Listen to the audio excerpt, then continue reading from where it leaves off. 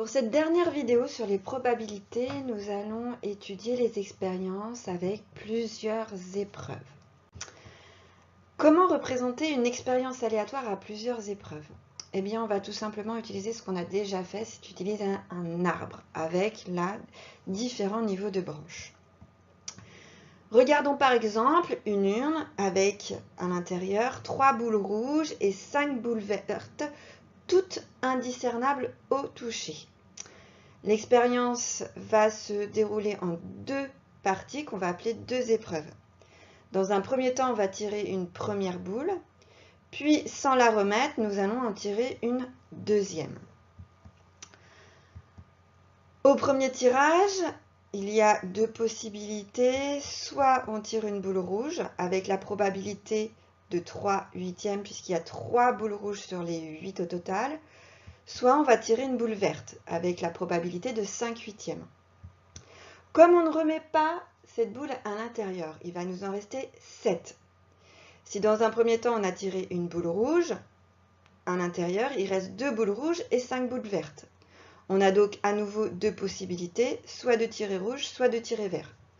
La probabilité de tirer rouge est de 2 sur 7, celle de tirer verte est de 5/7. Si au contraire nous avions tiré une boule verte à l'intérieur, au deuxième tirage, il nous reste 3 boules rouges et 4 boules vertes. Donc on a toujours deux possibilités, soit de tirer rouge, soit de tirer vert. Mais cette fois-ci, la probabilité de tirer rouge est de 3/7 contre 4/7 pour la boule verte. Alors, la première propriété, c'est que la somme des probabilités portées sur les branches issues d'un même nœud est égale à 1. Regardons ce que ça veut dire sur l'exemple. Ici, première branche, il y a un nœud, enfin le premier nœud va sur deux branches. 3/8 plus 5/8, ça fait bien 1. Le deuxième nœud va à nouveau sur deux branches, et là on va avoir 2/7 plus 5/7 qui donne 1. Et enfin, dernier nœud avec deux branches, 3/7 plus 4/7, ça donne 1 également. La deuxième propriété, c'est que la probabilité d'un chemin est égale au produit des probabilités rencontrées en chemin. Qu'est-ce que ça veut dire? Eh bien, ça veut dire que si on veut regarder la probabilité de tirer deux boules rouges, on va prendre ce chemin en jaune. Eh bien, on va multiplier toutes les probabilités rencontrées. Donc, on va écrire 3/8 fois 2/7, c'est-à-dire 6/56 que l'on simplifie par 2, on va obtenir 3/28.